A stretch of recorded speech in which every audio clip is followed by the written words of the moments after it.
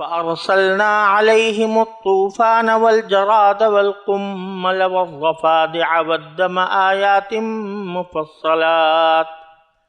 فاستكبروا وكانوا قوما مجرمين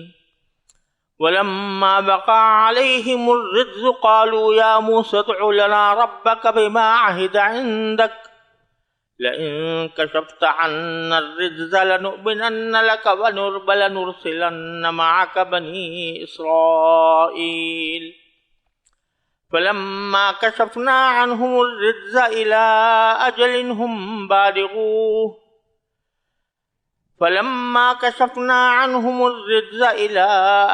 هم بالغوه إذا هم ينكثون فانتقمنا منهم فأغرقناهم في اليم بأنهم كذبوا بآياتنا وكانوا عنها غافلين۔ یہ سورہ اعراف کی آیت نمبر 133 سے 136 تک میں نے آپ کے سامنے تلاوت کی ہیں۔ ان کا ترجمہ یہ ہے، چنانچہ ہم نے ان پر طوفان، ٹڈیوں، گھن کے کیڑوں، مینڈکوں اور خون کی بلائیں چھوڑی، جو سب علیحدہ علیحدہ نشانیاں تھیں۔ پھر بھی انہوں نے تکبر کا مظاہرہ کیا اور وہ بڑے مجرم لوگ تھے۔ اور جب ان پر عذاب آ پڑتا تو وہ کہتے، اے موسیٰ، تمہارے پاس اللہ کا جو عہد ہے اس کا واسطہ دے کر ہمارے لیے اپنے رب سے دعا کرو، یعنی اس بات کی دعا کرو کہ یہ عذاب ہم سے دور ہو جائے، اور اگر باقی تم نے ہم پر سے یہ عذاب ہٹا دیا تو ہم تمہاری بات مان لیں گے اور بنی اسرائیل کو ضرور تمہارے ساتھ بھیج دیں گے۔ پھر جب ہم ان پر سے عذاب کو اتنی مدت تک ہٹا لیتے جس تک انہیں پہنچنا ہی تھا تو وہ ایک دم اپنے وعدے سے پھر جاتے۔ نتیجہ یہ ہوا کہ ہم نے ان سے بدلہ لیا اور انہیں سمندر میں غرق کر دیا، کیونکہ انہوں نے ہماری نشانیوں کو جھٹلایا تھا اور ان سے بالکل بے پرواہ ہو گئے تھے۔ پچھلی آیات کے اندر اللہ تبارک و تعالیٰ نے جو ذکر فرمایا تھا کہ ان کو ہم نے قحط سالی میں مبتلا کیا تھا اور پھلوں کی کمی کی مصیبت میں گرفتار کیا تھا، اس کے باوجود وہ بات نہیں مانے، تو اس کے بعد پھر کچھ اور عذاب ان پر مسلط کیے گئے۔ حضرت موسیٰ علیہ السلام کا جو واقعہ جادوگروں پر فتح کا ہے، اس کے بعد بعض روایات سے معلوم ہوتا ہے کہ تقریباً 20 سال حضرت موسیٰ علیہ السلام مصر ہی میں مقیم رہے اور فرعون کو ہدایت کا پیغام دیتے رہے، اور فرعون کی جو قوم تھی قبطی، ان کو بھی ایمان کی طرف متوجہ فرماتے رہے، لیکن وہ مانتے نہیں تھے۔ تو اللہ تبارک و تعالیٰ نے کچھ پے در پے ان کے اوپر کچھ عذاب ایسے بھیجے کہ جس کے ذریعے ان کو کچھ نصیحت حاصل ہو۔ ان عذابوں میں سے پہلا جو عذاب اللہ تعالیٰ نے ذکر فرمایا ہے، فَأَرْسَلْنَا عَلَيْهِمُ الطُّوفَانَ، ہم نے ان پر طوفان بھیجا۔ مفسرین نے اس سلسلے میں جو روایتیں نقل کی ہیں ان سے معلوم ہوتا ہے کہ یہ طوفان ایسا تھا کہ ان کے گھروں میں بارش تیزی سے ہوتی تھی، ہوائیں تیز چلتی تھیں اور پورا علاقہ جو ہے وہ پانی سے بھر جایا کرتا تھا۔ اور بعض روایات سے یہ بھی معلوم ہوتا ہے کہ ان کے اوپر اولے برسایا کرتے تھے۔ بائبل میں جو مذکور ہے وہ یہی ہے کہ ان کے اوپر اولے برسائے جاتے تھے، اور اس میں وہاں بائبل میں یہ بھی مذکور ہے کہ آگ برستی تھی اس کے ساتھ ساتھ۔ تو اس طوفان کے نتیجے میں ان کے گھر بھی زیر آب آ جاتے تھے اور ان کی کھیتیاں بھی زیر آب آ جاتی تھیں، تو یہ طوفان ان پر مسلط ہوا، اور یہ روایات کے مطابق 6 دن تک جاری رہا، 1 ہفتہ جاری رہا۔ 1 ہفتے کے بعد انہوں نے حضرت موسیٰ علیہ السلام سے رجوع کیا اور کہا کہ آپ کسی طرح دعا کر کے ہم سے یہ طوفان ہٹا دیں۔ حضرت موسیٰ علیہ السلام نے دعا کی اور اس کے نتیجے میں یہ طوفان ختم ہو گیا۔ لیکن جب ختم ہوا تو اس کے نتیجے میں جو پانی وہاں سے ہٹا تو جو ان کی کھیتیاں تھیں وہ پھر سے ہری بھری ہو گئیں۔ تو جب وہ دوبارہ ہری بھری ہو گئیں تو انہوں نے کہا کہ یہ تو عذاب نہیں تھا، یہ تو ہمارے لیے ایک اچھی بات تھی کہ اس سے ہمارے زرعی پیداوار میں اضافہ ہو رہا ہے، لہذا جو وعدہ کیا تھا کہ ہم ایمان لے آئیں گے اس سے پھر گئے۔ اس کے بعد اللہ تبارک و تعالیٰ نے ان پر ایک دوسرا عذاب بھیجا جس کو قرآن کہتا ہے بلجرات، یعنی ٹڈی دل بھیج دیا، جس ٹڈی دل نے ان کے ساری کھیتیوں کو تباہ و برباد کر دیا اور کھیتیاں تباہ ہو گئیں۔ 1 ہفتے یہ ٹڈی دل مسلسل مسلط رہا، تو اس پر پھر وہ حضرت موسیٰ علیہ السلام کی طرف متوجہ ہوئے اور ان سے کہا کہ یہ عذاب ہم سے دور کرا دیجیے۔ حضرت موسیٰ علیہ السلام نے دعا فرمائی تو یہ عذاب بھی دور ہو گیا۔ اور بائبل میں یہ ہے کہ حضرت موسیٰ علیہ السلام سے کہا کہ تم اپنی لاٹھی ان ٹڈیوں کی طرف رخ کر کے مارو، تو اس کے نتیجے میں ایک تیز ہوا چلی اور اس تیز ہوا نے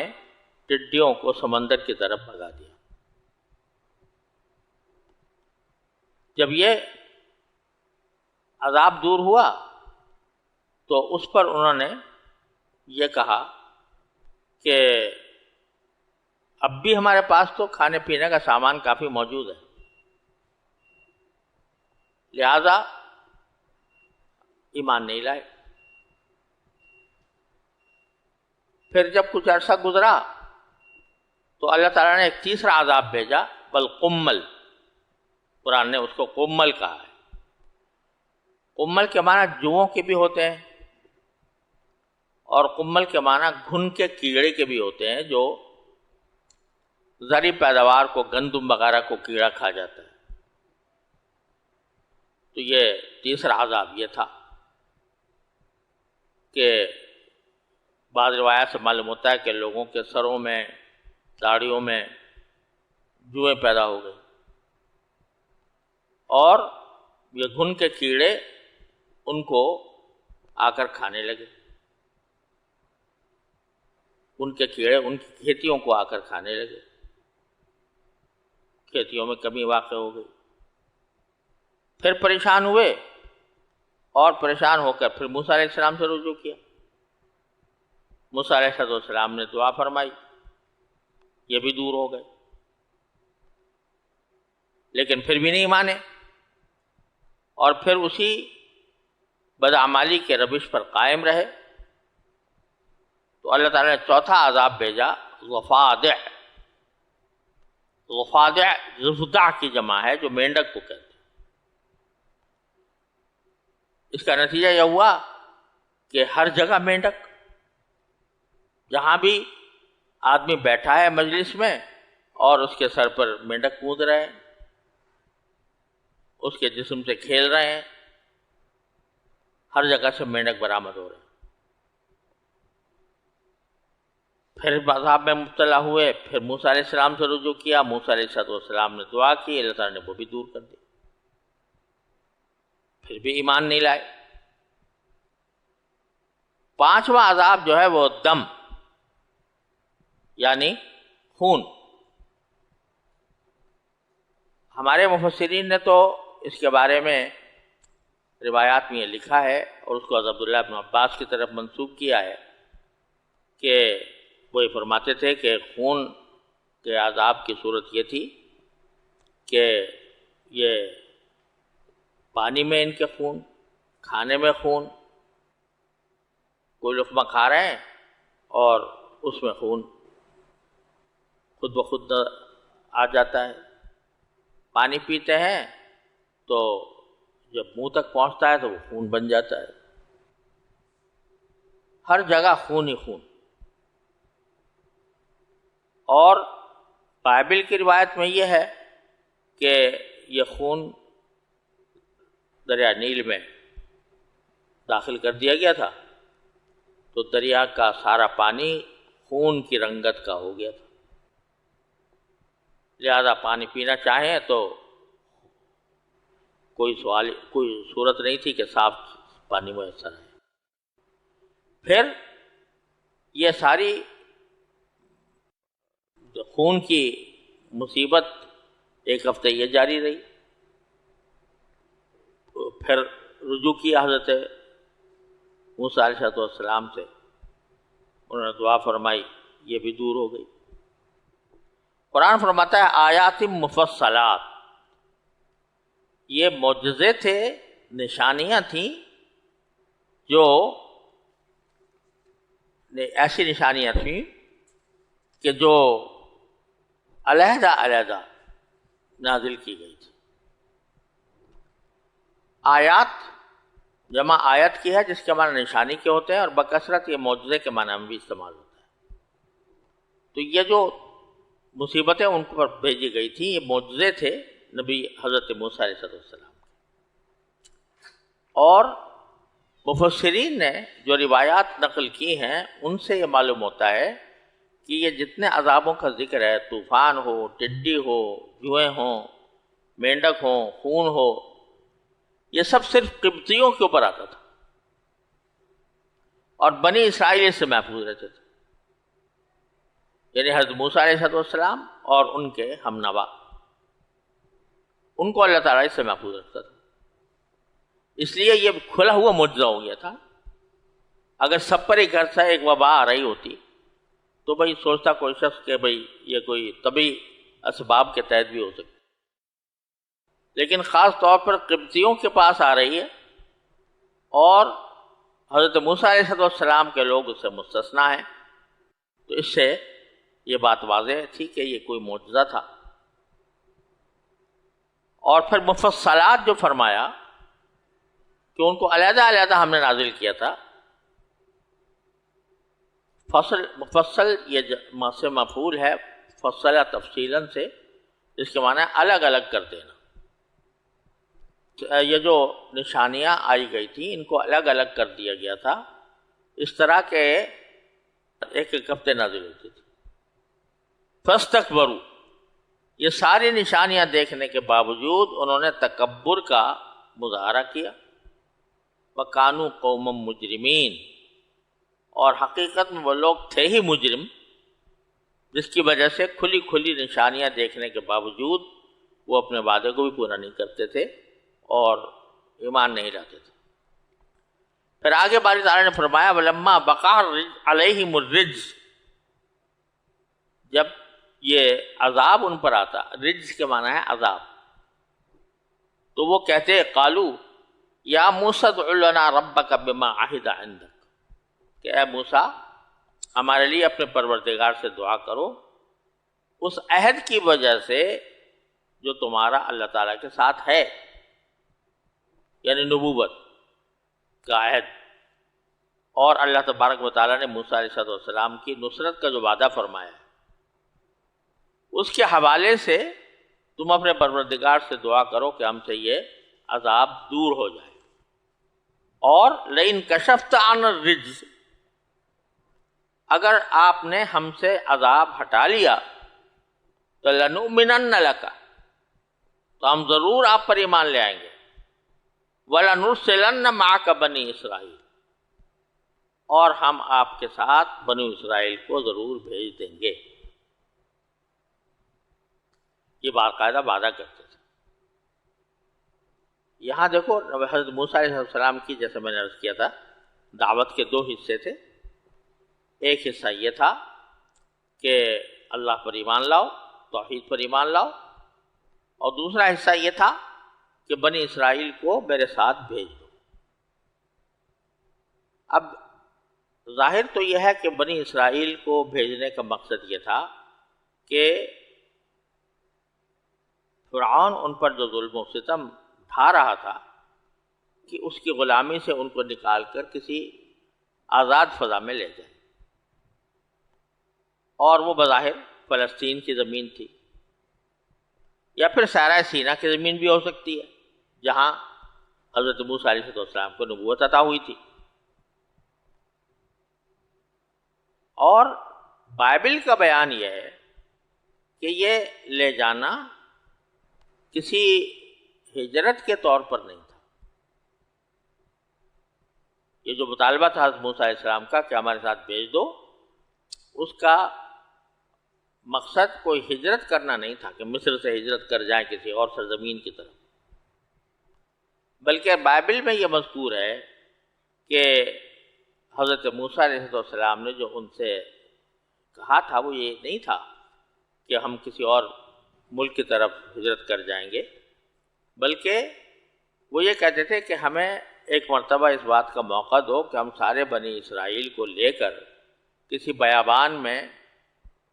جا کر ہم الگ عبادت کریں، کھلی فضا میں۔ فرعون یہ سمجھتا تھا کہ اگر ان کو بیابان میں مجتمع ہونے کا موقع دیا گیا اور اکٹھی عبادت کرنے کا، تو یہ سارے اکٹھے جمع ہو جائیں گے، ان کی ایک بڑی قوت ہو جائے گی، اور ہو سکتا ہے کہ یہ قوت بغاوت پر آمادہ ہو جائے، لہذا وہ بھیجنے کو تیار نہیں ہوتا تھا۔ بائبل کا بیان یہ ہے، احتمال قرآن کریم کے الفاظ میں اس کا بھی ہے، لیکن جس اہتمام کے ساتھ ہر جگہ لَنُرْسِلَنَّ مَعَكَ بنی اسرائیل یا ارسل معی بنی اسرائیل کہا گیا ہے، تو اس سے یہ سمجھنا کہ صرف ایک مرتبہ بیابان کے پاس جا کر وہاں جا کر عبادت کرنا مقصود تھا، یہ ذرا بعید معلوم ہوتا ہے۔ لہذا ظاہر یہی ہے کہ حضرت موسیٰ علیہ السلام کا مشن دو چیزوں پر مشتمل تھا، ایک فرعون کو ایمان لانے پر آمادہ کریں اور بنی اسرائیل کو ساتھ لے جائیں اور ایسی جگہ لے جائیں کہ جہاں وہ آزادی کی زندگی گزار سکیں۔ بعض لوگوں نے اس کو بار بار بنی اسرائیل کے بھیجنے کو نیشنلزم کے جواز کے طور پر پیش کیا کہ یہ اصل دعوت حضرت موسیٰ علیہ السلام کی دعوت جو تھی وہ یہ تھی کہ ہمیں بنی اسرائیل، ہم قوم ہیں، ہم الگ قوم ہیں، لہذا ہمیں الگ حکومت قائم کرنے کا موقع دو۔ لیکن قرآن کریم کے سیاق سے ہر جگہ یہ معلوم ہوتا ہے، تقریباً ہر جگہ، کہ دونوں باتیں پیش نظر تھیں، قومیت کی بنیاد پر نہیں بلکہ اس بنیاد پر کہ فرعون نے ان پر ظلم ڈھایا ہوا تھا، اور اگر وہ فرعون کے ملک میں رہتے تو ان پر ظلم و ستم کا شکنجہ کسا رہتا۔ اس لیے حضرت موسیٰ علیہ السلام ان کو رہائی دلانے کے لیے، غلامی سے نجات دلانے کے لیے ان کو لے جانا چاہتے تھے۔ چنانچہ یہاں قرآن کریم میں واضح طور پر دونوں باتیں کہہ دی کہ انہوں نے وعدہ کیا کہ اولاً لَنُؤْمِنَنَّ لَكَ، ہم آپ پر ایمان لے آئیں گے، آپ کی رسالت پر ایمان لے آئیں گے، اور اس کے نتیجے میں توحید کے قائل ہو جائیں گے۔ اور دوسرا یہ کہ وَلَنُرْسِلَنَّ مَعَكَ بنی اسرائیل۔ لیکن باری تعالیٰ فرماتے ہیں فَلَمَّا كَشَفْنَا عَنْهُمُ الرِّجْسَ، جب ہم نے عذاب ان سے ہٹا لیا، یا جب ہم عذاب ان سے ہٹا لیتے تو، اور کب تک ہٹاتے؟ اِلَىٰ أَجَلٍ هُمْ بَالِغُوهُ، ہم عذاب ہٹاتے اتنی مدت تک جس مدت تک انہیں پہنچنا ہی تھا، یعنی عذاب ہٹانے کے بعد ایک مدت تھی جس میں وہ بغیر عذاب کے رہتے، اس وقت تک ہم نے ان کے سے عذاب ہٹا لیا، جب وہ مدت گزر جاتی تو پھر دوسرا عذاب آ جاتا۔ تو جب ان سے ہم عذاب ہٹاتے تو اذا ہم ینکثون، تو وہ ایک دم اپنے وعدے سے پھر جاتے۔ نکث ینکث کے معنی ہوتا ہے کسی انسان کا اپنے وعدے یا عہد سے پھر جانا، وہ پھر جاتے تھے۔ اب یہاں جو رجز کا لفظ آیا ہے عذاب کا اور معرف باللام ہے، اس کی وجہ سے بعض مفسرین کا کہنا یہ ہے کہ یہ اس رجز سے مراد وہ 5 عذاب نہیں ہیں جن کا ذکر پہلے آیا تھا، طوفان اور ٹڈیاں اور جوئیں اور مینڈک اور خون، بلکہ اس سے مراد کوئی چھٹا عذاب ہے۔ اور وہ چھٹا عذاب کی تفسیر بعض مفسرین نے طاعون سے کی کہ اس کے بعد ایک طاعون کا عذاب آیا تھا، اور اس موقع پر یہ بات کہی گئی تھی۔ انہوں نے یہ بات اس لیے کہی کہ اگر اس سے مراد پچھلے 5 ہوتے تو پھر الرجز اس کو معرفہ ذکر نہ کیا جاتا الف لام کے ساتھ، بلکہ وہ رجزن کہا جاتا، یعنی پچھلے جو عذاب ذکر کیے گئے ہیں ان میں سے کوئی عذاب آتا تو وہ یہ کہتے تھے، لیکن یہاں قرآن کریم نے الرجز کہا، اس لیے وہ کہتے ہیں کہ یہ چھٹی چیز تھی اور وہ طاعون تھا۔ لیکن زیادہ تر مفسرین کا کہنا یہ ہے کہ الرجز میں جو الف لام ہے وہ عہد کا ہے، اور اس سے مراد وہی عذاب ہیں جن کا پہلے ذکر کیا گیا، لہذا جو پچھلے عذاب تھے ہر عذاب کے بعد ان کا کہنا یہ ہوتا تھا کہ ہم سے یہ عذاب ہٹا لیں گے آپ تو ہم ایمان بھی لے آئیں گے، بنی اسرائیل کو بھی آپ کے ساتھ بھیج دیں گے۔ بہرحال جب انہوں نے سارے اپنے عہد جھٹلا دیے، اپنے عہد کی خلاف ورزی کی، فانتقمنا منہم، تو نتیجہ یہ ہوا کہ ہم نے ان سے بدلہ لیا، فاغرقناہم فی الیم، پھر ان کو ہم نے سمندر میں غرق کر دیا۔ یہاں کس طرح غرق کیا، کیا واقعہ پیش آیا، یہاں اس جگہ اس سورہ اعراف میں اس کی تفصیل اللہ تعالیٰ نے بیان نہیں فرمائی، لیکن سورہ طٰہٰ میں بھی آئی ہے اور دوسری صورتوں میں بھی آئی ہے، وہ انشاءاللہ اپنے موقع پر آئے گی کہ کس طرح موسیٰ علیہ السلام بنی اسرائیل کو لے کر نکلے تھے اور کس طرح فرعون نے ان کا پیچھا کیا تھا اور بالآخر وہ سمندر میں غرق ہو گیا تھا۔ یہاں اس کی تفصیل میں جانے کی ضرورت نہیں ہے، کیونکہ اس میں اصل مقصود باری تعالیٰ کا یہ ہے کہ جب بنی اسرائیل کو آزادی مل گئی اور فرعون غرق ہو گیا، اس کے بعد انہوں نے کیا کیا اور اس کے بعد حضرت موسیٰ علیہ السلام کے ساتھ کیا حالات پیش آئے، چنانچہ وہ اگلی آیات میں آنے والے ہیں۔ یہاں صرف اختصار کے ساتھ یہ فرما دیا گیا کہ ہم نے فرعون کو اور ان کے حوالی موالی کو سمندر میں غرق کر دیا،